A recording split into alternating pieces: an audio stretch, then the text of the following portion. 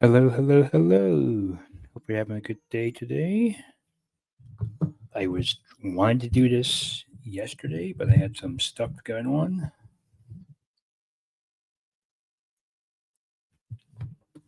So I figured I got some time to spare today. As my video's title says, I'm going to be looking at Nature 904's next part in his God of War rewrite series. So without further ado, let's go.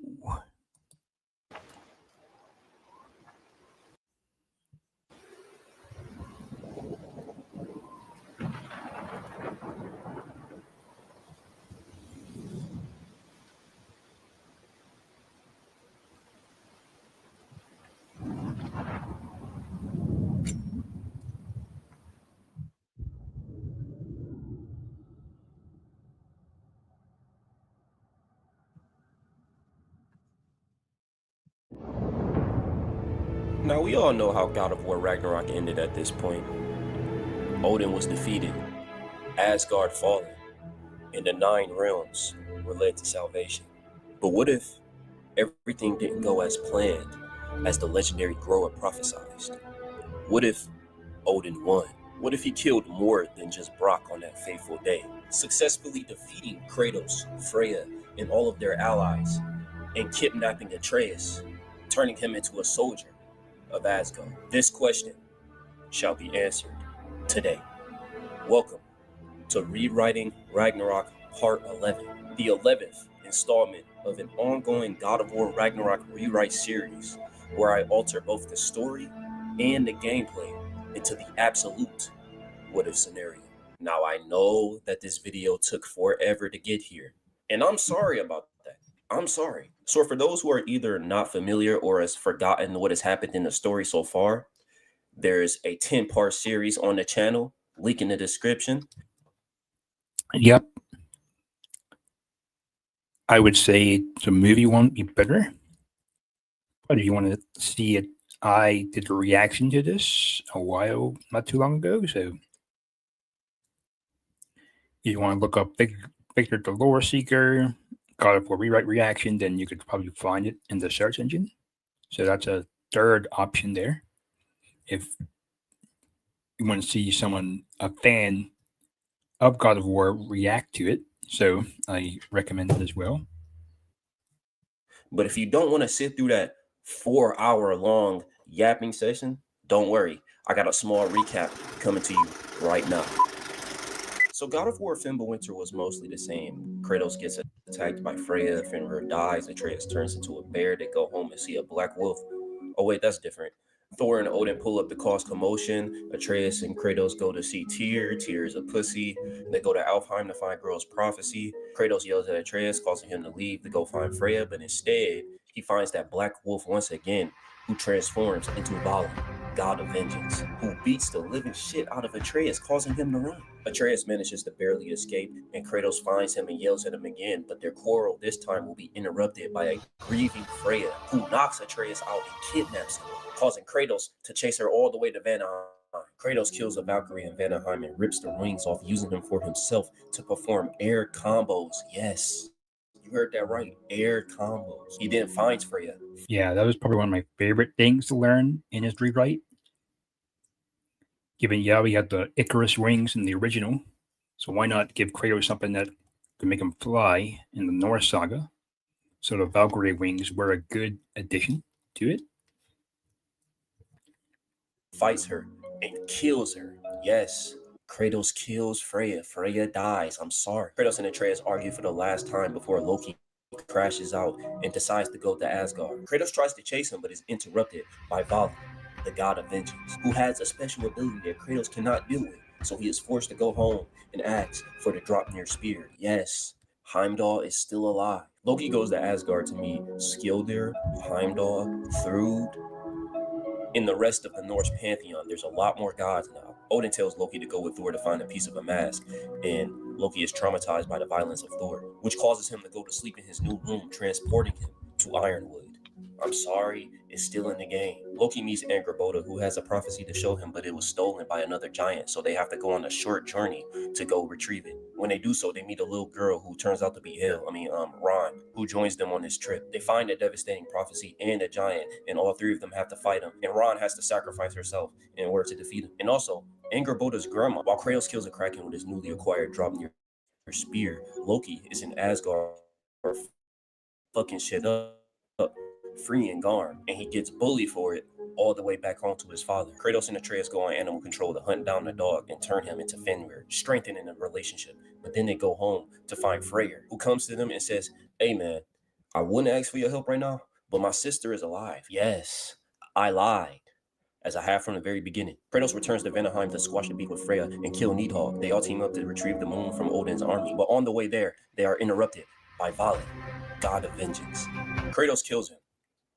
And then they go on to retrieve the moon, which turns out to be a person, Mani, who doesn't like or wants to cooperate with them at all, which forces Atreus to return to Asgard. Loki convinces a drunk Thor to go and complete the mask right before stealing it back to his home. Tyr finally attempts to be useful, but Brock is seeing through it. So Tyr just goes like, "Fuck it, I'm Odin now," and kills Brock. Kratos destroys the mask, successfully pissing the All-Father off and causing him to summon the wrath of Asgard onto Kratos and all of his friends. Kratos and Thor squabble for the second time, teleporting from realm to realm all the way until they end up in Midgard, which Atreus will try to interrupt the fight and gets knocked out by Thor, which is the number one thing you don't want to do. God of War Greek Kratos appears on the screen and torches Thor's fat body from the inside before getting jumped by the rest of the Aesir and defeated. Thor landing the final blow, turning Kratos' body into a pool of blood. Atreus immediately tries to get revenge by summoning Jormungandr and Fenrir. Jormungandr gets decapitated and Fenrir gets kidnapped, along with Atreus. Loki tries to be sneaky in Asgard, but is instantly caught by Heimdall, who attempts to murder him. Loki is then saved and transported to Helheim by a friend he met along the way, Ron. He then travels upon the cold winds, with his only memory being blood upon the snow. Now, if that recap sounded kind of goofy, I understand. But if you want to figure out all of the missing context, the link to all 10 parts will be in the description. Now, on to part 11. Now, we should clearly know at this point that my first major change that I made on this rewrite was turning the Norse Saga into 3 games instead of 2, mainly so we can have more time and content with these characters. But now, we're on the 3rd and final game, and I gotta make another very jarring change. Now, hear me out on this one. In this version of Ragnarok, Kratos and Loki will both have their own separate playthroughs. Yes, I'm copying off of Sonic Adventure 2. Yeah, that's one thing I like about his rewrite. I like how he split the God of War Norse Saga into 3 games, because yes, I do believe it would have been better if it was 3 games. Like you have the 2018 that you got, and the second one could have been called Fimbulwinter, and the third one could have been Ragnarok. That way, you could have fleshed out these Norse Saga characters more, which I enjoyed. Especially how he fleshed out Druid and Thor. I liked how he did that. Okay, guys, 1 second. I'll be back in a minute.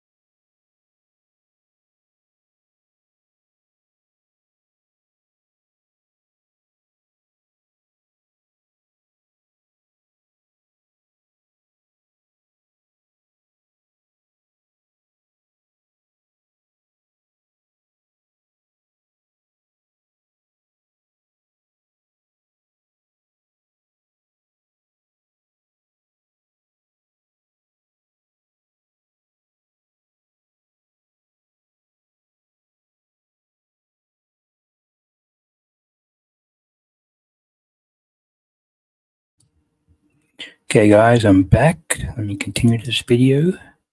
Yes. Now, this change may seem a little out there for a God of War game, but I believe for this rewrite, it would make the most sense because based off of the direction of the story, Kratos and Loki will be separated for a nice chunk of the game. And people hate playing as Loki already, so I don't want to force them to play as Loki for 3 hours at a time. So why not give them the option to skip it entirely and play completely as the God of War? This will also allow to have two different perspectives of the similar story and also having specific side characters to be more relevant in one playthrough than another. By the way, this wasn't even my idea. This was somebody in the comment section. I forgot who it was. So don't even blame me. I am aware that this will be a long haul compared to the emotional and grounded father and son story that we all fell in love with in the first place. But I can assure you that the integrity of God of War as a whole will still be present in the rewrite. And I'm going to have some fun with this one. And I hope you guys do too. So without further ado, I've been talking for way too long now. Let us begin. Why you should never cook freshly chopped God onions. damn it.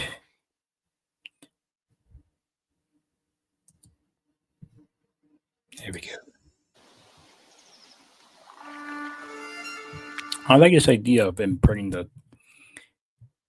Kratos and Atreus separate storylines. That's interesting. So let's see where this goes. Wolf Path, round 1. The land of Svartalfheim is not used to being in such conditions. The night is dark, the stars are bright, and it is cold. A lonely boat sails the calm seas of the land, seeming to be almost endless. Loki sits at the tail end of the boat, sharpening his arrows. Next to him sits a long wooden engraved staff. The champion will be accompanied by others, one of them having blonde hair and a goatee. The man nervously says, "I've never been here before." No one responds, and Loki continues to sharpen his arrows. "Who did you say lives here again? The dwarves?" Yeah, I believe that's what you said. "Well, I hope we Skilder. I don't enjoy listening to you. Your voice reeks of cowardice," says the man sitting right across from Skilder. "Sorry, I'm just trying to keep my mind sharp. I don't plan on dying today." "Why does that matter? We're under Odin now, so you can't die. You'll just become an Einhjar, which is a greater privilege than... What are you? A peasant?" "Yeah, well, you'll have to excuse me. I have beautiful golden locks and I don't want to lose them." Moments of silence pass before Skilder fails to resist to speak again. "We've been on this chase since Fimbulwinter ended. All we've had was close calls and losing the numbers that were barely here. Hell, Odin doesn't even help us do his dirty work." "I'd advise you to not disrespect him. This is merely a chance for you to prove yourself." "Oh, don't get me wrong, I'm forever grateful. But if that's the case, this feels like our last chance." Loki finally looks up from his arrows and notices the island of destination in the distance. His gaze up caught the attention of both of his companions, and he looks at both of them in an almost disappointing manner, and he says, "You should have dressed warmer." Grabbing onto this strange staff, he walks up to the other edge of the boat to analyze the island. He tells the group that they are here, and they prepare their arms. The champion decides to strike first, setting off the inevitable battle. Raising his wooden staff with his left arm, he pulls against the space near it with his right. This slowly bends the staff, while forming a string gripped by his right hand. A bow and arrow is naturally formed, engulfed with golden ore. He shoots the arrow like a dart in the sky, and it disappears in the night, only to cause an explosion on the island. Loki yells out, "Bela!" and the boat rushes to shore like a speedboat all on its own. The land ahead didn't take kindly to that explosion and begins to fight back as molten lava rocks are tossed in masses towards the group. Luckily, none are hit, but Skilder still raises his shield. He yells out, "So what's the plan?" Loki responds by saying, "Don't get hit," and without interruption, he transforms into a reddish barn owl. He takes off in the night sky, exceeding the speed of the boat, avoiding most of the molten hazards. But unfortunately, he gets hit right before landing onto shore. The impact from the lava causes the bird to spin out of control. Hot embers burn away at his wings, Another molten rock hits Loki again, slamming down into the shore and reverting him back to his human form. His back is covered in hot embers. He tries to transform again, but he is unable to. Hitting the ground both in pain and frustration, he gets up to see what seems to be an abandoned dwarven refinery, which looks like it hasn't been used in decades. But this won't be the case, as Loki sets his sight on dwarves. But not just any. These dwarves are Draugr. They're shorter in stature and will retain a combination of both Draugr and dwarf-like characteristics. The camera moves behind Loki in typical gameplay fashion, and you'll be forced to pick up the PS6 controller. And this is where the gameplay shall commence. Remnants of the Dwarven Resistance, the first new enemy type in the game. They will rush you wielding a number of blacksmith tools, starting off with a typical hammer in one hand. Once they're within striking distance, they can do a basic looping smack from the bottom up. They can also perform the same attack in reverse from the top down. You play as Loki, however, and all of his movement options will be pretty much the same as the original, except for a couple of minor changes. Pressing circle while idle will perform a short hop, and pressing circle while running will perform a short leap, which means that circle will no longer be used to pick up healing stones, and it will be replaced with R3. And if you wish to lock onto any enemy, you'll simply have to aim with L2, then press R3. Loki's basic light attack chain will be the same, pretty much unchanged. His heavy attack chain will also be unchanged. But despite the familiarity of the combat, there will be one more change. Usually, L1 will be the button you press to block, but this time, you will not have no shield, since the magical shield that was created by Sindri has been broken some time ago. Pressing L1 will have Loki hold his bow in front of him, successfully blocking the attack, but breaking your guard in the process, meaning that the only current viable option of defense is to dodge. You'll have to face off against at least 8 dwarves until even more show up. Both of your companions jump from boat to shore to fight alongside. So, when did the dwarves start looking like that? Skilder says. Since now. I'll cover you. Atreus responds. Skilder comes in with a sword and large round shield that he barely lets go of. The other guy holds a spear. The 3 of you will swiftly dispatch the undead dwarven forces. Ahead of them lies the gate of the dwarven factory. The entrance will already be open for them. The only thing in their path being broken wood from the gate. You vault over it using circle. Loki and the other 2 enter an open space surrounded by mostly dark wooden structure. Around you can see barrels, chairs, tables, as if the area was used to dine. And you can also see various anvils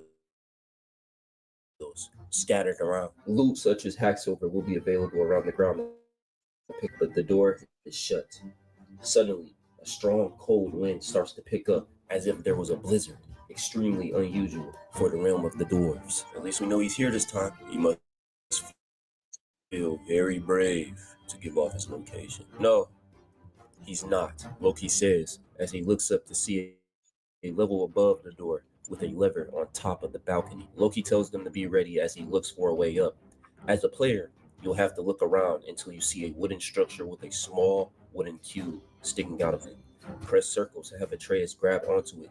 Use the analog stick to guide him up the structure by climbing onto various cubes in different directions. He soon enough reaches the 2nd floor, only to be attacked by another dwarf. The dwarf lunges at him, but Loki is quick, blocking the dwarf's assault with his bow and swiftly tossing him off the platform. On top will be a few more dwarves to fight, but some come at you with burning chisels instead of a hammer. These chiseled dwarves will just try to stab you a couple of times, nothing special. You'll have opportunities here to ledge enemies if you successfully knock them back in the direction with no floor. Once disposing of enemies, you'll notice you'll have to jump to the balcony where the lever is placed. This jump will not be automated. To complete this jump, you'll simply have to press circle while sprinting with the analog stick. When reaching the lever, press circle to turn it and watch below as the door opens for your crew members. More dwarves will await them from behind the door.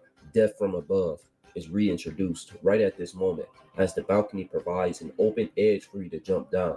Loki's slamming animation is unchanged, but the first time you do it triggers a short animation where he slams on top of a poor dwarf. The dwarf struggles against Loki's bow, trying to grab and claw at him. Loki pulls out an arrow and uses his own hand to ram it inside the dwarven skull. He takes the bow out of his head and places it on his bow, aiming it to shoot at a dwarf that was running straight towards him already. It's momentarily stunned after an arrow is shot through his chest, but you'll notice a small bright pinkish glow emitting from where the dwarf was shot. The triangle button appears next to him. High-achieving professionals over 40 struggle with AI for one reason. They use it like a toy. So this is how I became the most dangerous person in the room.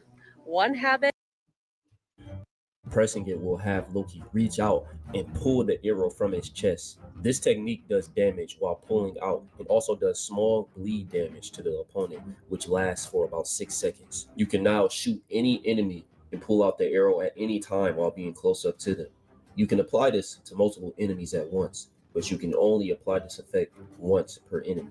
In the area you battle in, more wooden structures stand long on each side of you, forming a linear path. More anvils will be placed ahead, and dwarves with a slightly altered design will suddenly appear behind them. They wield a hammer in one hand and blacksmith tongs in the other. The tongs will be holding molten hot metal, which the dwarves will set against the anvil and hit with the hammer, causing molten lava to come shooting at you. Ranged dwarves, however, can only shoot at you if they are behind an anvil. If you're able to evade getting hit while closing the distance, you can knock the dwarves away from the anvil, negating their abilities. Once away from their anvil, they become regular enemies, but be warned, any type of dwarf can go to the anvil and become a ranged type. The group fights their way through a narrow pathway formed by construction. Eventually, the linear path makes a right turn that leads to a dead end. A chain hanging down will be their only escape climbing up to the roof level of the construction. On this level, you'll get a decent view of the dwarven refinery. You can see many tall mining rigs in the distance begin to catch a blaze among the cold wind that's turning into frost. It appears that Loki and his friends have woken up the entire den. Loki assesses the situation, almost hesitant to move. The group notices danger ahead and below. Skilder says, "Oh no, that's a lot of them." They suddenly hear to the left of them more dwarves spawn on another roof, which is connected to theirs by a bridge. The bridge looks weak and flimsy, but that doesn't stop the other companion from yelling and charging at them. Loki, noticing the state of the bridge, yells out to him, telling him to stop, but it is too late. The companion falls through one of the wooden platforms, holding on for dear life as Loki runs after him. The bridge collapses with both of them on it. The fall is rough enough to send both of them tumbling in different areas, separated from each other by broken wooden walls. Loki roughly rises to his feet, dust and wood falling off of his body, finding himself in another, very narrow space between broken wood. He can almost touch both of the walls at once. Loki looks over to ask if the other dude is good, which the man replies that it's going to have to take more than that. Skilder yells from above at the man, telling him to stop being a damn idiot, and the man replies, calling him a coward. Loki tells both of them to get it together, and also tells Skilder to avoid many enemies as he can until he's reunited with the group. Right on cue, an undead dwarf emerges from the ground. Not too far behind it, a ranged dwarf emerges who is beginning to shoot at Loki at almost the same time. And prompt appears telling you to double tap L1. Now, Loki does not have a shield, so he cannot shield strike. So what exactly will double tapping L1 do? Grabs. Double tap L1 to have Loki grab the dwarf and put it in a hostage style chokehold with his bow. While holding an enemy, you can use them as cover, blocking that incoming molten filth coming from that ranged dwarf. The one you grab will of course take damage instead of you, and they'll even take elemental damage depending on the attack. After defending the attack, you'll be next to a wall. You can press R1 to have Loki forcefully smash his head against the wall. When you're not near a wall, however, Loki will have two options from his grab position. Pressing R1 will have him spin the enemy around from the neck and throw them in any direction. Throwing them onto another enemy will of course cause damage to them. Pressing R2 will have you swing the enemy and slam him onto the ground instead, allowing you to juggle. Tossing enemies onto others is also an easy way to build up stun. And speaking of stun, this is where new executions will also be introduced. Press R3 on an enemy to either strike them with the bow, making them fall over to the ground, and then striking them in the head twice with the bow in quick and violent fashion. With so much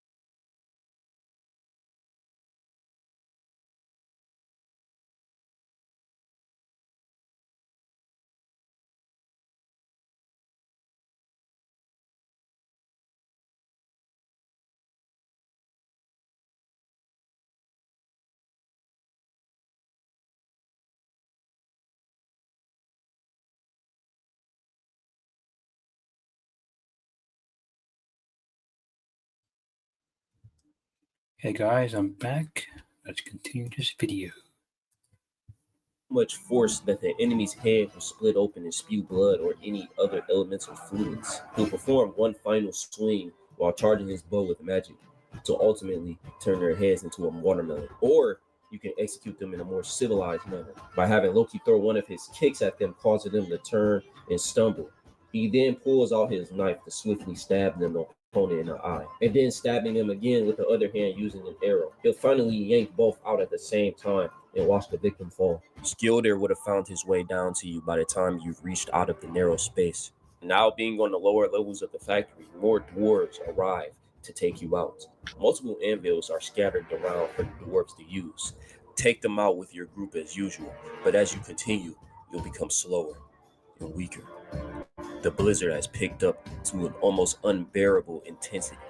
If the group continues their pursuit, they'll get frost buildup and your health bar will eventually go down. Curse you and your filthy magic, the companion yells out to the ever-growing blizzard. Definitely starting to feel like Midgard. Skilder says as he tries to shield himself from the cold. Loki tugs away at both of them to get them to follow them into a nearby broken wall, which is tall and very thick enough to handle the violent winds of the blizzard. The frost begins to leave their bodies. How are we supposed to get past this? Loki takes a slight peek from the wall and says, There's more cover ahead. Follow me. the gameplay resumes, and you'll have to navigate your way through the storm by reaching other nearby covers before you are completely submerged in frost buildup.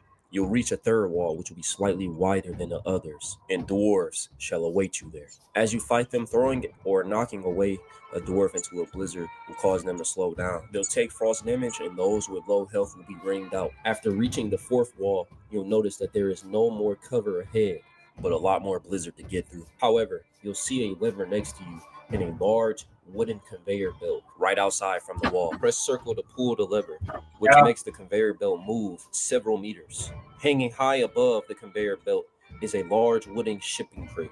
If you are able to drop it onto the belt, you can create some mobile cover. Loki, however, cannot shoot what's holding the box from his current position. You'll have to grapple onto the bottom of the cargo. Frost effects return to you as you make haste to climb your way to the safe side. You'll make your way to the safe side and up to the top. Loki cuts the rope holding the box with his knife, causing it to fall. He then safely jumps to the cover side of the box on top of the belt. Skilder runs towards him, and the other companion pulls the lever and quickly follows. As they pursue forward, the frosty winds will reveal a dark, wide hole behind the fall, an entrance to a cave. They all run and push through the slowness of the frost effects, jumping into the entrance of the cave. But instead of finding a surface to land on, they fall into the depths. Luckily for them, the fall isn't deep, and the platform they land on is small in space. They rise to take a look at their new surroundings. Using their own light, they gaze upon many bridges, all on different levels, leading to different tunnels. From where they stand, they have nowhere to go, but above them lies a bridge hanging from the ground above in the upward slope. You can shoot where it's hanging from to have the bridge fall onto the platform you're on, allowing you to move forward. After crossing the loose bridge very carefully, you'll run into another obstacle. One more gap stands between you and the next cliff, which seems to lead to the exit of the cave. This time, Loki will have to platform on his own. A rope will be connected between the two cliffs, which you'll be the only one able to climb. As you're climbing the rope, ranged dwarves will appear and try to shoot you off from a distance. Press circle to have Loki hang off the rope upside down, aiming towards them with his bow. R1 or R2 will get the job done. And you'll press circle again to continue climbing. Loki ponders on how much easier this would be if he could just transform back into an owl, but the injuries he sustained on his back is stopping him from transforming. He also thinks about how much easier this would be if someone else had a bow. Once on the other side, you'll have to do some rock climbing in order to reach a higher level with more bridges. Shoot the other side of the bridge to have it hang down near the previous level, allowing the rest of the group to swing off the ropes of the hanging bridge to the other side. Before you shoot it, however, you can cross the bridge to potentially find some loot. You climb down to rejoin the group, and you all walk up an upward path leading to the exit of the cave. The blizzard from the opening has yet to let up. In fact, it's gotten even stronger. Skilder says, "Well, guess it's time to head on home." Foolishness, Skilder. Even if we wish to turn back, the blizzard surrounds us. Skilder turns to Loki.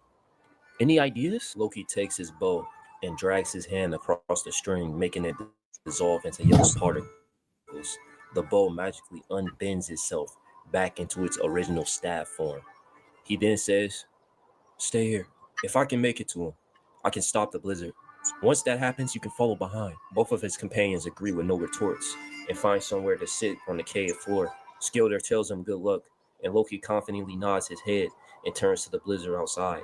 He holds his staff in front of him and walks out into the storm. Before the cold can even touch him, an unstable heat shield emerges from the end of the staff, forcing the blizzard to pass around him and not through. This protection seems to be a struggle for him as he walks through the blizzard as if there is no protection at all. He perseveres, however, and pursues the unknown, despite not seeing a thing. Slowly but surely, dwarven village huts become vaguely visible. The more you stay home, the less you want to leave. And the more you stay, the heavier everything feels. You think you're resting, but you're actually draining yourself. Suddenly, a dwarven draugr grabs Loki from behind, causing him to let go of the spell. The blizzard builds up on them as they struggle and fall to the ground. He escapes his hold and tries to crawl to his staff. The frost slows him down significantly, and the dwarf reappears on top of him, gripping and clawing at his back near where he was hit at. He lets out a yell of pain while still trying to reach for his staff. Right when the situation has appeared to be hopeless, with more dwarves closing in on him, Loki's eyes begins to glow. But instead of transforming, he gets a burst of strength and energy. He turns and tosses the dwarf off of him as if he was a piece of wood. He picks up his staff. His eyes return to normal. I'm coming. Give me a second.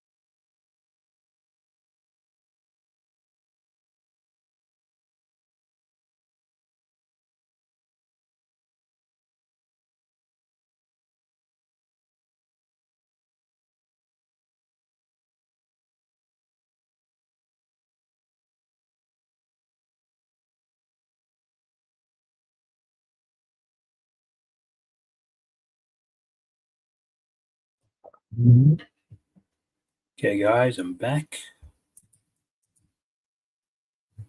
He yells out, "Haita!" and slams his staff on the ground. Every snowflake in his general radius becomes steel in the air, and the cold wind ceases to exist. Loki readies himself to take on the first dwarf who rushes and tries to grab him. He blocks this with his staff and uses the momentum to slam the dwarf on the ground.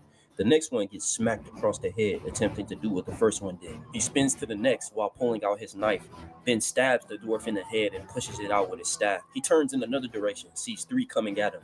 He raises his staff. It glows blue at the tip and swipes at their direction. The violent frosty wind follows and blows the three of them out of the warm radius before the area returns to suspended animation. He then drags his hand where the bowstring used to be, turning his staff back into a bow. Pulling out 3 arrows at once, he aims towards more enemies and shoots 3 of them in quick succession. The final dwarf tries to sneak him once again with a hammer, but Loki rolls to evade, sweeps his legs with the bow, spins and jumps in the air to smash his head in. Loki becomes heavily exhausted, having to catch his breath. He tells himself that he has to hurry as the still snow begins to move back into the regular violent speeds. He goes back to navigating with the magic of his staff. You walk through an abandoned dwarven village similar to Nidavellir. Loki falls to one knee in the middle of walking, desperately holding up his protection. In typical fashion, he reassures himself and slowly rises back to his feet and keeps moving forward, quickly making it to a shore. He spots a large ship among the blizzard. If the storm doesn't end here, it means he's further. I have to get to the ship, Loki tells himself. The wind pushes him back some more, but he resists the temptation to fall to his knees. The ship towers over him when he reaches the shore, and the rope hangs over the tip. Just keep going, Loki tells himself before releasing the magic to climb the rope. The frost buildup hugs his body once again, making him slower and slower. His hands get weaker and weaker until eventually he makes it on top of the ship. Loki tumbles and rolls and then crawls to one of the ship's openings below. Both frost and fire particles cover his body. He drops down without caring for neither how he lands or what he lands on. An old wooden table violently breaks his fall, making a mess and causing Loki pain. He holds his side while clenching his teeth and yells out, "Bela!" The furniture and old belongings slide a little as the ship begins to move. He says to himself, "Okay, no idea where I'm going, but I'll have to catch my breath." Loki focuses on his wounds and uses his godly powers to heal. Noticing the darkness inside the room, he looks for candles to light using magic. He sees a few things once the room is illuminated.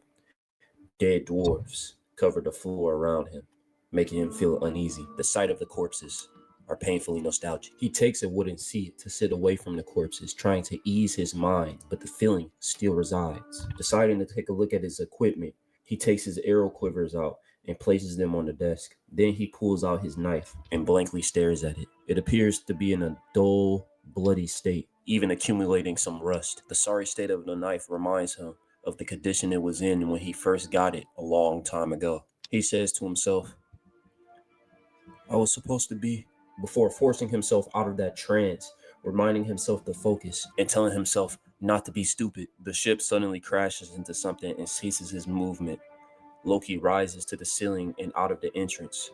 He looks around to see that the blizzard is no longer consuming him, but surrounding the area, creating a spiral around him. Over the edge of the ship, a small ring-shaped island with nothing in the middle but water and a single human being. From the distance that Loki stands, it appears that the man is standing over water. Loki yells out to him, "Uller!"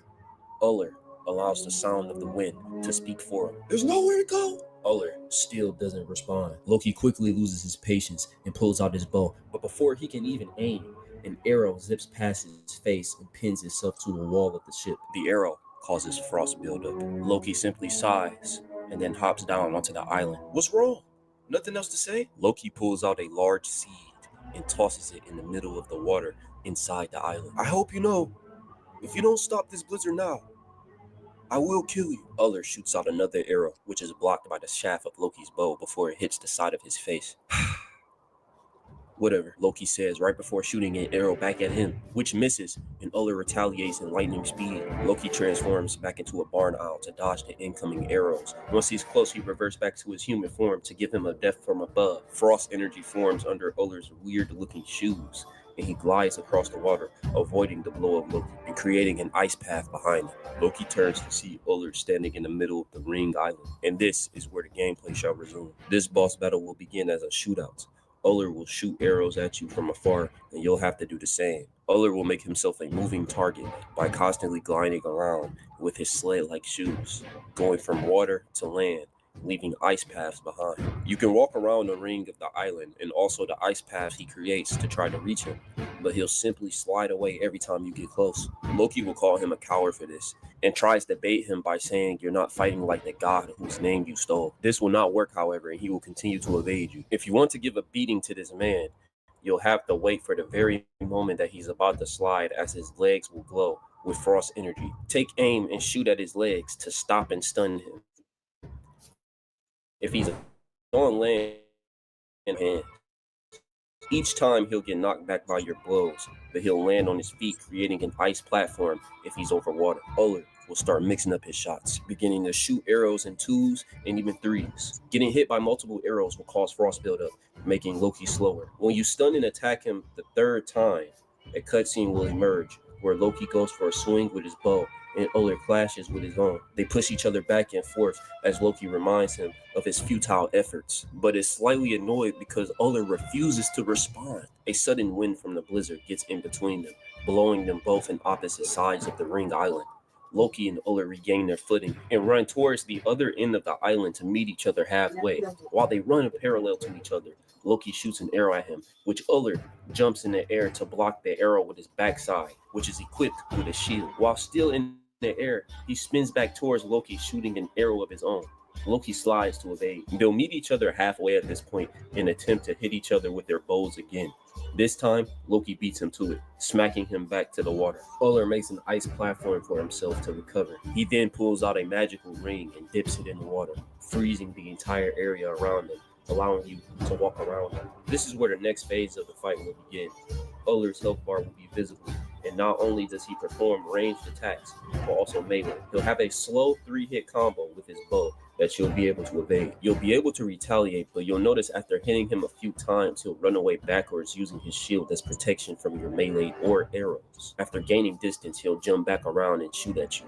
He can use his frost shoes to slide across the ice, which he'll usually use to come at you with a leaping charge attack with his bow. However, he can mix this up by going for a grab attack instead. If you get caught by it, he'll put his bow to the back of your neck and pull your head to the ice, slamming you, then releasing you to smack you with his bow one more time. Grabbing him will not work unless you significantly stun him, which you'll be able to tell by the way he reacts to your attacks. If he starts to become visibly hurt by each of your attacks, then you are able to grab. But perform it quickly because he will break out of it. Uller will also have an alternative combo for this 3-hit attack where he comes at you with a heavy hitting downward slash similar to a traveler. This phase of the fight will last up until you get him down to halfway health, where Uller will go for another leaping attack which Loki will easily counter by catching him and throwing him to the ground.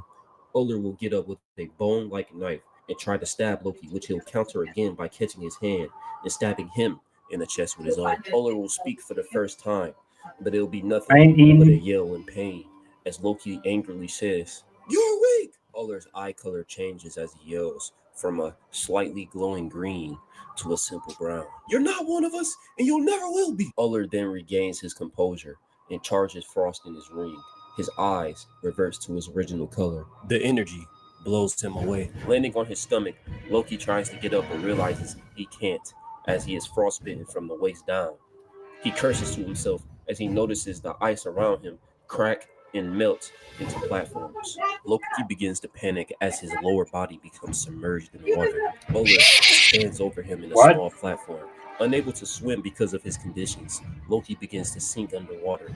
Uller uses his ring to turn the water back into ice, burying him. Uller breathes heavily from exhaustion as he looks down to where Loki is drowning. But then L3 and R3 appear on the screen. Press it to have a Dreki rise from the ice, grabbing Uller with his jaws and taking him in the air before violently smacking him to the ice. He'll of course get up from this, and you'll be granted with the first opportunity to use one of Loki's new transformations. The moveset is basically the same as a regular Dreki. R1 will cause regular snapping bite attacks. R2 will be a grab, causing it to jump in the air and do that one animation. L1 will allow you to spit out water projectiles. And finally, L2 will allow you to perform the spinning tail whip, which will have knockback. You use these abilities until your rage meter is depleted, of course, reverting back to your human form, and you'll have to finish off the rest of Uller's health bar. But you'll have a few more surprises for you. His melee attacks will be imbued with frost, causing buildup on you if he lands. He adds more to his 3-hit combo by slowly coming at you with spin attacks that speed up over time until he trips on the ground and slides. He can charge his shoes up with frost to literally run you over like a bull, and the impact will send you in the air for a moment. Loki during this phase of the fight will comment on the seed that he threw in the water earlier, saying that he doesn't have much time until it serves his purpose. After defeating Uller, he begins to breathe heavily, his legs barely being able to hold him up. Loki says, "I guess that's all you have then. I didn't want this to happen." As Loki says this, he looks down on the ice that vibrates with the intensity of an earthquake. He then says, "But I guess it's too late." Loki transforms back into an owl and flies high up in the sky to evade the enormous tentacle that erupts from the ice. The tentacle slams down at not only Uller, but the entire ice around them, causing water waves to violently smash and cover them. More tentacles come out the water, and you can see the head of a kraken below. The creature moves in such violent force that it sinks the small ring island that they fought in. The kraken travels across the sea, and Loki, still in bird form, follows it. The kraken arrives to the shore of another land, and Loki will fly down and revert back to human form. The kraken will first seem aggressive until Loki speaks to it. The kraken will calm down from his words, listening closely before it takes a hike back into the water. The water from the shore will wash away to reveal the corpse of Uller. The blizzard dies down. In fact, the cold weather ceases entirely. Loki does not react to his death, only looking up at the sky. The sun will slowly reveal itself among dark clouds, strangely only illuminating their area. Loki looks down to see that Uller was holding something in his hand, something very familiar. something that they thought were lost forever. Loki slowly walks up to Uller's body to take from him half of the mask. He examines it in a very timid manner, wondering where it was found and how he got his hands on it. As he looks at it, he suddenly hears an animal. He looks up to see a mysterious dark horse with orange eyes slowly walk up to Uller's body. The horse brings its face to the body as if to examine him, and it snorts from its nostril, sparking a flame at the head of Uller.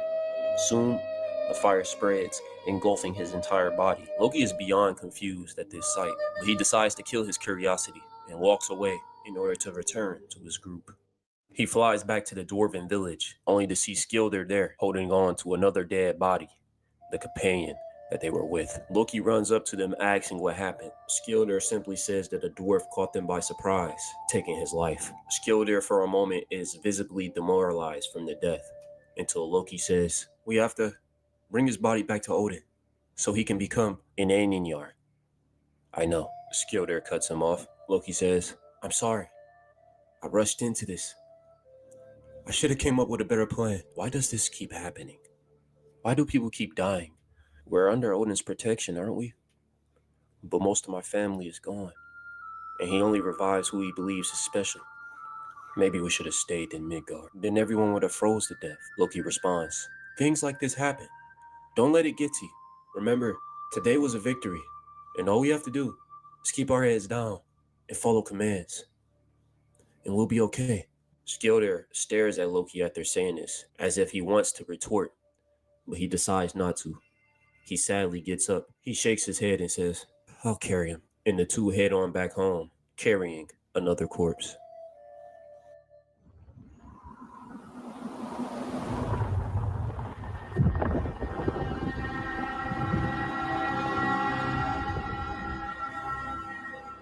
The screen menu of the Bear Path will show half of Kratos' face, which will be covered in blood. From the very moment you choose your difficulty, Kratos will be shocked by electricity.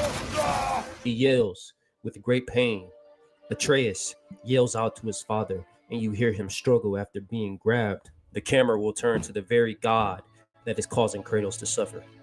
Thor, the god of thunder, notices the desperation and agonizing grief that Atreus displays. He stares at the young god, almost showing empathy, before hearing a weak voice below him, barely being able to say, "My son." The weak statement is quickly followed by none other than your father. He says to Thor, "What are you waiting for?" Thor turns his attention back to Kratos. He lifts his hammer, and you, as the player, will be forced to hold R2 to have Thor charge up the most outrageous stream of thunder onto his hammer. When you release R2, Thor will let out a scream that echoes through Midgard right before bringing Mjolnir onto Kratos' head. The impact causes a massive shockwave and a white flash to appear on the screen. Kratos is shown falling while unconscious. As he falls, his body passes a couple of familiar points of interest throughout the God of War series, starting off with the bridge tower of Midgard. The camera is closer to Kratos' face as he passes a large hammer in the unrealistic depiction in the statue of Thor. The mist then reveals a dwarven erected statue of Odin. Kratos' body falls past it. The Midgard statue of Tyr emerges from the fog. The fog then appears to grow thicker and darker until nothing. The freezing wind cuts through Gaza's camps, leaving families desperate for warmth. But with your help, we can change that. Gaza's camps are filled with people facing the bitter cold, with nothing but the will to endure another day. But together, we can change this. Your donation can provide a warm coat to a child, offering more than just protection from the cold. Is seen at all.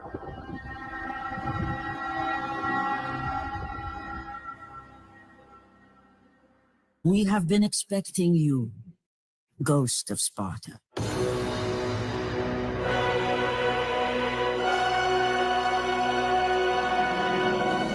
A great fire reveals the legendary Greek city of Rhodes.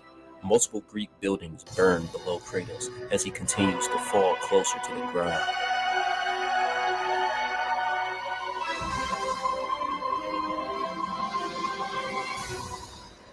then hits the stone floor. Rain hits him as he faces upward, washing away some of the blood. A crack of yellow lightning illuminates the area, the sound causing Kratos to abruptly wake up. He looks around to see sandaled feet quickly surround him. The voices around him gasp and speak amongst each other. These men hold spears, bronze shields, helmets with red decor. In his shocked and overwhelmed state, he quick turns to see that he's on the edge of a man-made cliff. Below the cliff lies a sea, and floating above it lies an enormous destroyed statue of Rhodes. Both blue and orange fire can be seen burning from its face. Kratos becomes visibly disturbed and begins to breathe heavily. He yells out, "No, no, no!" A voice behind him says, "Lord Kratos, you have returned." Another voice responds, "Where are your wits, Spartan? The Lord is supposed to be gone. This is an imposter. You there, reveal yourself." Kratos turns back at the Spartans, who raise their shields and point their spears, unsure of who he is. Kratos glances at them with terror in his eyes, right before grabbing his own head in pain, yelling and falling to the ground. "Atreus! Atreus!" A Spartan responds, "Atreus, why do you speak of his name, my lord? Atreus is dead. Silence! This is nothing more than a broken fool. A trick from the gods." "Then how does he know of that name?" Suddenly, the massive door behind the Spartans begin to open. Some of the Spartans notice and turn around to see a group of Greek soldiers. They wield shields with eagles engraved on them, and their helmets have yellow mohawks. The warriors shout out, "Spartans! Your lord has fallen. Surrender in the name of Zeus." The Spartans respond, "We do not answer to the skies. We answer to war." The soldiers of Olympus respond, "So be it. It was only a matter of time before your savage kind gets wiped off of our lands. For the glory of Olympus!" Both armies prepare.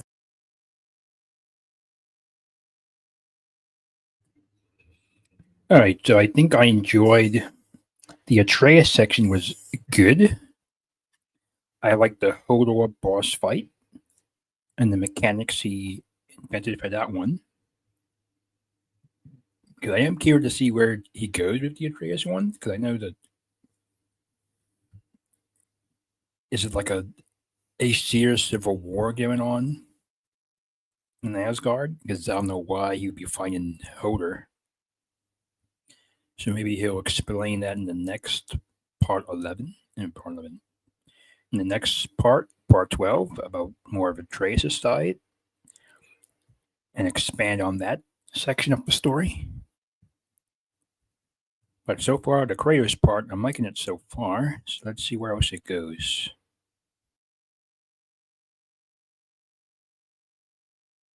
For battle and clash, creating a battlefield around Kratos. Kratos remains in his incomprehensible state. Before long, one of the yellow soldiers manages to get past the Spartans and spots a vulnerable Kratos. He uses his spear to stab him right in the chest. The soldier pushes through, pinning Kratos to the ground. The pain causes Kratos to wake up, and he looks to the side of him. A triangle appears on the screen, and pressing it will have Kratos reach out his hand to call his axe. But nothing happens, and the soldier stabs deeper. Kratos desperately screams out to Faye herself, but still, nothing happens. He searches below his hand to notice a blade of chaos on the floor. He's forced to yield it. He takes the blade of chaos and decapitates the soldier in one clean swipe, then uses it to break free from the spear which impaled him. The god of war rises to his feet and sees another soldier looking towards him in the battlefield. But then, fire engulfs Kratos' arms. As the screen begins to turn red, he lets out an infuriating scream before transforming into the Spartan Rage variant, Spartan Frenzy. And this is where the gameplay shall commence. Spartan Frenzy is a Spartan Rage variant that allows Kratos to use his blades to the fullest potential. Pressing R1 will allow you to freely do Rampage of the Furious followed by Cyclone of Chaos with no cooldown. R2 allows you to do Atlas Eruption without the beginning windup. L1 performs Hades Retribution, and L2 performs Tame the Beast. Use your limitless abilities to absolutely obliterate every Greek soldier that opposes you, for there will be many. As you continue to destroy, you'll notice a health bar at the bottom left corner of the screen, but the rage bar will not be seen. The Spartans fight alongside you in surrounding areas, and once you're finished killing the soldiers that are attacking you, you have the gameplay option to aid them in battle. The Spartans will bear witness to your destruction, and once you kill the last soldier, a cutscene will emerge where you grab his corpse by the blades and toss it into the door which they came, breaking a pillar from inside. One of the Spartan soldiers yell out, My brothers, I no longer hold any doubts. This is the god of war. But how could this be? Lord Kratos had just entered the match with Zeus. They all hear more Olympian soldiers coming from the door. Kratos is the first one to charge in, screaming in complete madness, and the Spartans instinctually follow. They enter inside the building and the Spartans immediately engage in battle. But Kratos falls back to the ground. The screen reverts to its original color, and Kratos feels immense physical pain. It takes away any thought that this whole ordeal could be an illusion. Feeling his pain, seeing blood everywhere, and for some reason, mauled corpses of soldiers on the ground, convinces Kratos that this is very real, and it makes him even angrier. You'll rise without Spartan frenzy, and the regular gameplay will commence. Your light attack chain with the Blaze of Chaos will be the same as the previous 2 entries of the series. The heavy attack chain is also unchanged, and you'll actually have access to the fully upgraded moveset from the previous game, but the game will only shine light on the R1 and the R2. You'll basically have a fully upgraded Blade of Chaos, but of level 1 everything else. Runic attacks for the blades will already be equipped, with your light runic being Flames of Anguish, and your heavy runic being Meteoric Slam, but there will not be a relic attack at this time. Of course, pressing circle will allow you to hop, but your Valkyrie Wings of Gold have been completely destroyed by Thor, so there will be no more flying or air combos anymore. The first few Greek soldiers that you fight will not have shields, but neither will you, for that was also destroyed once again by Thor. So if you attempt to block any attack, your guard will be broken, leaving you wide open to get hit. Your only defensive options will be to dodge, roll, or display this new version of a parry called the Impede attack. This attack will cause Kratos to use his blades to counter any move that's thrown at him with one big swing. The timing of the Impede attack will be different from the parry, for instead of pressing L1 right before the attack lands on you, you'll have to synchronize the animation of your attack with the enemies. To break this down even further, let's divide every attack in the game into 3 different categories. The first category being the delayed attacks. These are the attacks with the long-ass windups that usually do a lot of damage. An example being a sword swing from the Traveler. In order to counter this with the Impede attack, you'll have to hold L1 towards the beginning window of his wind-up animation, causing Kratos to perform a slow, charged swing. Hold L1 until both of the attacks collide with each other to complete the counter. The second category will be normal attacks. These will be the regular speed attacks equivalent to a swing of a Draugr or a swing from Thor. You'll have to hold L1 but let it go after a short moment in order to counter an attack of this timing. And the final category will be super quick attacks. An example being that run up and stab that the Hellwalker does. These, you just parry. The Impede attack can be seamlessly mixed in with the regular moveset of the blades, causing alternative animations. If you perfectly time this parry against the Greek soldiers, Kratos will violently swing his blades towards the attack, which will knock the spears out of their hands, forcing them to pull out a small sword, which will do significantly less damage. If you perform an Impede attack while their health is half or below, Kratos will slice their arms clean off, killing them. When you kill an enemy, not only will you gain XP, but green or blue orbs flow from their corpses onto the Blade of Chaos. The orb will surround the blades and Kratos' arms before vanishing. Green orbs regenerate health, and blue orbs regenerate your wounds. Inside the building, there will be an upper level with balconies above, which more soldiers will jump down to you from. Other soldiers will come out with bows and try to shoot at you from the balconies. As you kill them, more and more hostiles drop from the balconies, and they will continue to do so until you willingly go underneath the balcony and press circle. Kratos will use his blade to completely tear down the balcony, killing whoever is on there and stopping more reinforcements. After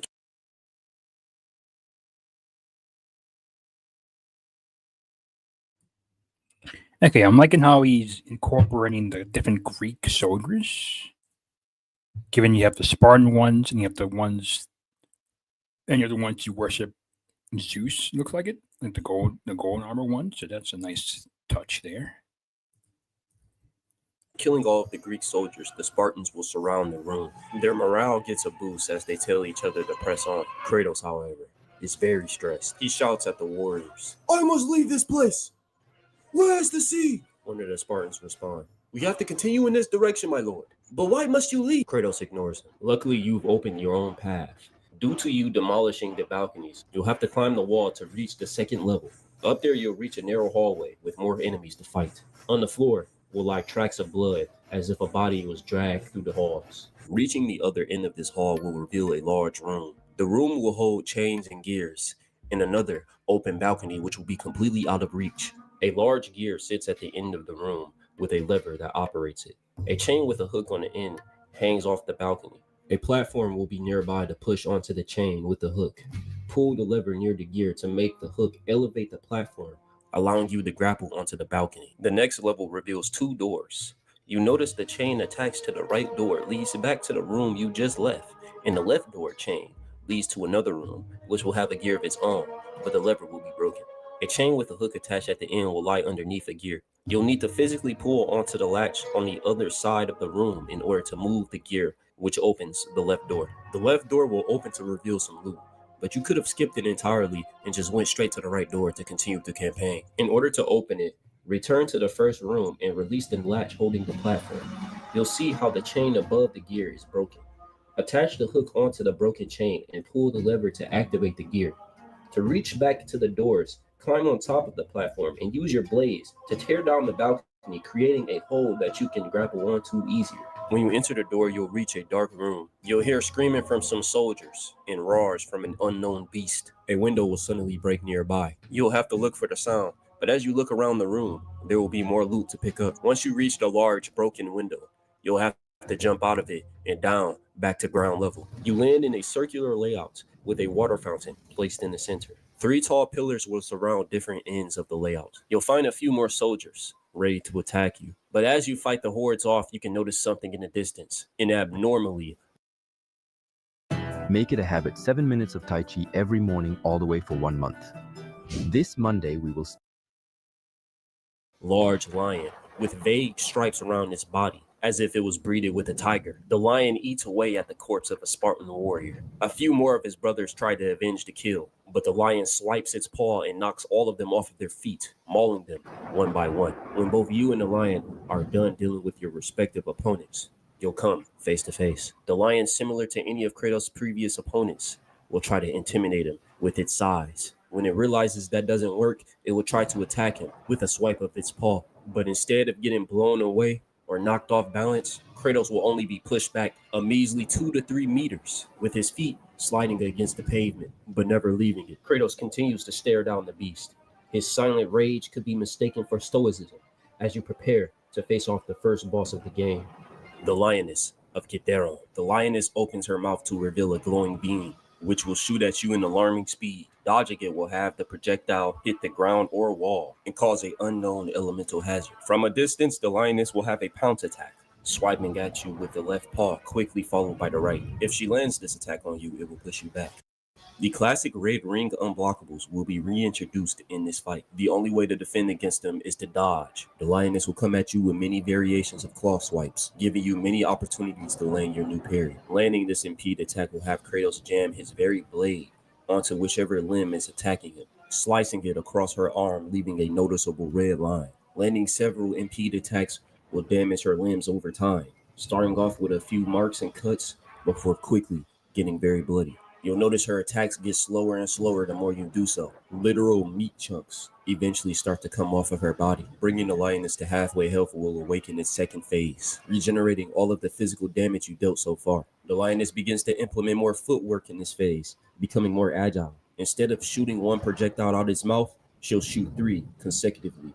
The 3 pillars surrounding the area she'll use to climb on top in order to either shoot again or perform a lunge attack. She evades more of your attacks by constantly leaping from side to side, only to retaliate with an unblockable bite. Landing this will count as a grab, where she mauls you on the ground before throwing you. Other than that, the remainder of this phase will be the same as the first one. Revert the lioness back to her crippled state and bring her health all the way down to finish the fight. When you do so, R3 will appear on top of her head, but she will try to run away from you. As you try to approach her, you can see her desperately trying to crawl up the nearest pillar. Press R3 to pull her back. You jump on top of her back and tie both of the chains from the blades around her neck as if it was a shoelace. Triangle will appear as a button prompt on the screen. Hold it to have Kratos' chains go from gray to orange to bright yellow as it completely melts the neck of the lioness. Witness the lioness struggle to no avail as it is decapitated from the scorching heat of the chains. Its enormous head falls to the ground. Let go of triangle to release the rest of his body. This will transition onto a cutscene where Kratos looks around. His tunnel vision for escaping allows him to ignore the bloody mess he just made. Below the panting breath of Kratos, you can hear the ambience of war all around you. He walks past the corpse of the lioness and suddenly feels something sharp pierce his shoulder. A glowing red symbol appears on it. He looks back at the lion. Red light oozes out of its neck stump. Kratos swipes away at the symbol to no avail. The neck of the lioness twitches, causing blood to ooze out. Then, out of nowhere, in disgusting fashion, a hand reaches out of the neck stump, followed by an arm, a shoulder, until it transforms into the top half of a woman. The body of the lioness begins to move again and stands the woman up. She points at Kratos and says, "You have been marked, Spartan." Out of nowhere, a pillar. Yes. I'm glad he's using Artemis.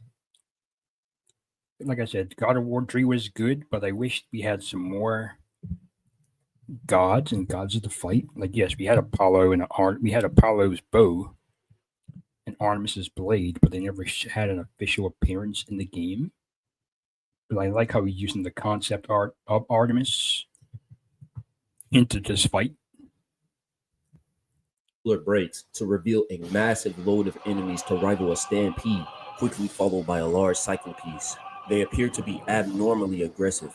The now half female, half lioness leaps onto one of the pillars and then onto another building that surrounds the circular foundation. She creates an abnormal bow and aims it in the air. "We shall hunt down all of those who threaten Olympus," the half-breed says. She shoots a red arrow and the masses of enemies charge you. The gameplay resumes. You'll be able to successfully fight off the horde of enemies, but it'll be very difficult to come out unscathed. You will most likely take a lot of damage in this fight due to the overwhelming numbers. And if you do take damage, you have a 30 to 40% chance to randomly awaken Spartan Frenzy, allowing you to once again completely destroy. As you fight off the horde, the lioness hybrid can be seen above, jumping around from building to building. She'll attempt to throw you off by raining arrows at you, which will be revealed by red circles on the ground. The Cyclopes will have the same moveset it does in Valhalla, but its size will be bigger. And in classic fashion, the most optimal way to deal with them is to, of course, stun the Cyclops, to ride on his back and stomp out all of the soldiers. Kratos executes the Cyclopes in an alternate way, using his blades. A red arrow will fly towards Kratos' face, which he will effortlessly dodge. He ragefully stares at the perpetrator, who says, "We are not finished yet, mortal," before running away. To continue, you'll have to go through the pillar which was broken by the enemies, and keep walking until you reach a narrow alley. Towards the end of the alley, you'll see a Spartan effortlessly fighting off a Rhodesian soldier. The Spartan notices you and says, "My lord, the statue you destroyed blocks our escape. We have to reach the other shore." You reach the end of the alleyway to meet a small group of Spartans, but suddenly, once again, a massive group of enemies come out of nowhere. The Spartans begin to speak amongst each other. "We're outnumbered! Quickly, my brothers, look behind you!" They look back to see the narrow alleyway that you came from. Their morale is quickly boosted as they begin to laugh. "Yes, that's right. For King Leonidas!" You witness the Spartans back up in formation to the alleyway, luring the massive number of enemies into it. If you choose not to fight in the alleyway alongside your brothers, you'll be aggressively surrounded, getting beat up in almost every direction. Use the alleyway to your advantage by putting every single enemy in front of you and giving you an easier way to stun multiple enemies at once. The most optimal playstyle in this area would be to spam heavy attacks, for the slamming moveset complements the environment and easily knocks enemies off balance. And if an enemy manages to get past or behind you, a Spartan warrior will take care of you. After taking down the army, you'll leave the group of Spartan soldiers. The end of the hallway led to a small area where you'll have to climb a building to reach the rooftop.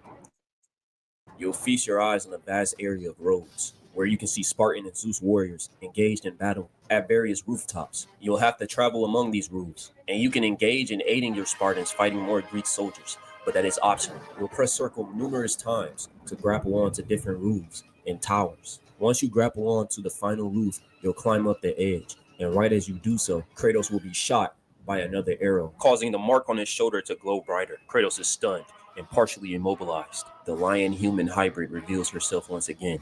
Kratos yells out, "Artemis, move now, or I will not hold back." As Kratos speaks, Artemis uses her opportunity to attack, but she is intercepted by none other than the Spartan warriors. A row of soldiers throw their spears at the side of her lioness body. Artemis steps away and shoots at the warriors, blowing them back. They regain their footing, only to fall back in shield formation behind Kratos, who has been released from his immobilization spell. Dark storm clouds lie above the city of Rhodes. It begins to rain heavy upon the city, and yellow thunder strikes the ground frequently. And this is where you'll fight head on against Artemis, goddess of the hunt. As she attacks, Artemis comments on Kratos' appearance, saying that he looks different from before. For her opening attack, she will run at you while shooting arrows, and then swiping you with the lion's claw once she gets close. When attacking her, she will retaliate with an unblockable swipe, which can knock you down if it hits you. She'll always run away after doing this to gain distance. When at range, she'll have different variations of how she shoots her bow. Single arrow shots, a line of arrows shot from left to right, and a line of arrows shot at the same time. She can use her bow to create a red shockwave, blowing away anyone around her by simply pulling and letting go of the string of her bow. Also being able to use this ability from afar, unleashing red arrows to rain from the sky. While Artemis detests your ambitions to destroy Olympus, she'll mainly try to keep this battle from a distance, though she still holds remnants from the lioness's moveset. When you get your chance in the pocket, you'll have to land your parries in order to hinder her agility. When you deplete her health, she'll run to the very center of the roof. Red aura surrounds her as she charges her bow for a devastating shot. Being hit, especially on higher difficulties, will cause critical damage. She remains stagnant in this position and will be untouchable from where she faces you. Attempting to attack causes damage to yourself. You'll be able to evade, but no matter where you go on the roof, she will track you. Use that to your advantage. Your goal will be to bring Artemis's back to the face of the Spartans, who are still in formation. The Spartans use this opportunity to throw their spears at her backside. This hurts Artemis to the point where she nearly falls before turning back to the warriors. R3 pops over her head as she tries to attack them. Pressing it makes Kratos sprint towards the goddess of the hunt. He jams his blades where her human and lion sides meet. Artemis uses her sheer mass to throw Kratos meters away, but his blades stay attached. She shoots an arrow at him. He rolls out of the way. He raises his arms that are holding the chains. Press L2 and R2 to ignite a spark that travels from the chain onto Artemis and explodes, burning her lioness skin. Kratos then pulls her down and drags her towards him. She struggles as he stabs both blades where he already made a wound before and begins to pull. Continually press circle to watch as Kratos slowly and gruesomely, as if he was the worst surgeon imaginable, separates the top half of Artemis's body from her bottom lioness half. The massive amounts of blood mixes in with the heavy rain. Kratos shows no remorse for what he just done. The Spartans rejoice and cheer for their god of war. The cheers of the Spartans comes to a stop abruptly, prompting Kratos to look back over to the top half of Artemis, but he will see absolutely nothing but a blood trail. Then he hears, "Foul Spartan." When he turns towards the voice, he sees Artemis covered in blood, as if she was born once again. What was once the bottom half of a lioness has been replaced with the legs of a satyr, and her bow has been swapped with an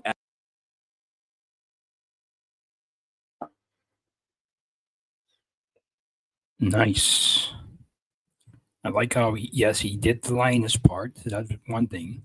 But now I like how he's giving her a satyr form for a second phase. That's going to be interesting. And from the artwork, she's going to be using her blade of Artemis. large sword that burns a violet fire. The blade of Artemis. She continues, "The gods should have let you take your own life on that day. You're nothing but a wounded animal that deserves a slow end." Kratos does not respond, only readies himself. A fellow Spartan within the ranks shout, "We are ready, my lord." Kratos turns back at them. "This is not your fight. Leave this place." Artemis raises her sword and tries to attack the Spartans. Kratos attempts to intercept her by swinging his chains, but she jumps and flips over the blades. The Spartan brethren retreat from the area, and the gameplay resumes. The first attack Artemis throws at you will be a repeated spinning attack, which you will unfortunately not be able to dodge or parry. The attack sends Kratos flying through a couple of buildings into a whole new area. The next wave of enemies will be waiting for you to get up so they can finish you off. Spartan Rage will be automatically activated, but instead of Frenzy, it will be Spartan Fury, meaning that you'll have to throw hands. Midway through beating up these enemies, your Spartan Rage variant will switch back to Frenzy. Before long, you'll turn back to normal, only getting a chance to return to that state by getting hit. You'll have to fight through the streets of Rhodes until you meet a large building. that you will once again climb.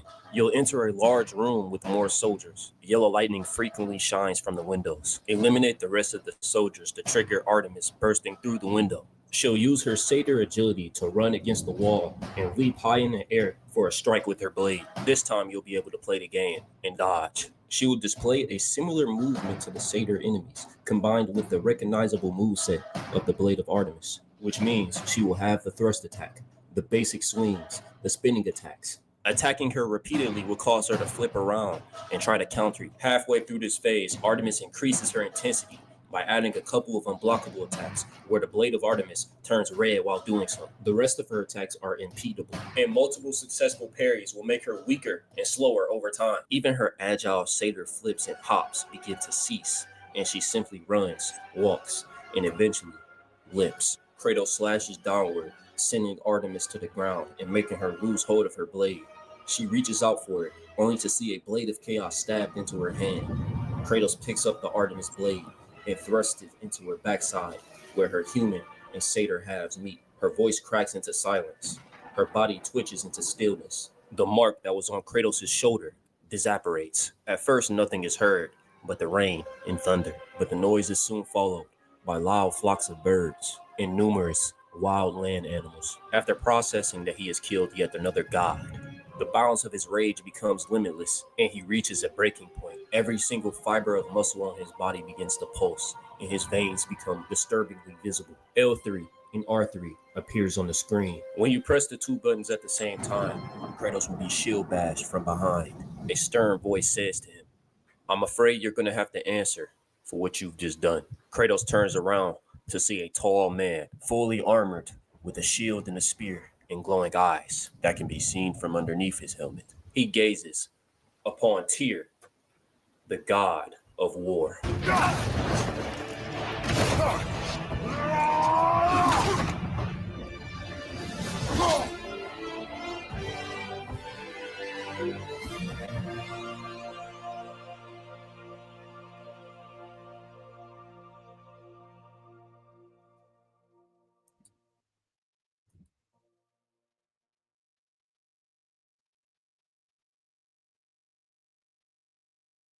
Okay, that was a good one there. I did enjoy the. Let me do this real quick. I did enjoy both parts. I like how he took the idea of swapping out Atreus and Kratos to make them both have their own separate paths and storylines. Both of these ideas seem interesting to me, so I'm excited to see where he goes off in the next part. Given now, since I want to see what he does with Tyr. I wonder if he's going to take some aspects from Valhalla, because that's basically the only time he fought Tyr in the game. So I wonder if he's going to take some of those parts that he used in Valhalla into his moveset. So overall, this was it took a long time. I could see it took like a year or so. So I could see why it took him so long to get all the game mechanics stuff he wanted to include and some of the fight scenes he wanted to do for both bosses. I would say of the two, I preferred the Artemis one the most. Given one, she wasn't shown as much in the game. But the only time you've seen her is basically from the concept art that they showed, because some of the scrapped Ascension storyline that they're going to do. But the Artemis part was my favorite of the two boss fights. You have the Linus part, and you have the Satyr part, and the different aspects of the fight was my favorite. But I wonder who does the art. I should ask him. I'll have to type it in the comment section. But overall, I'm excited for where he goes next in the story and what other parts he does after this. And I will definitely be paying attention. So until then, have a nice one.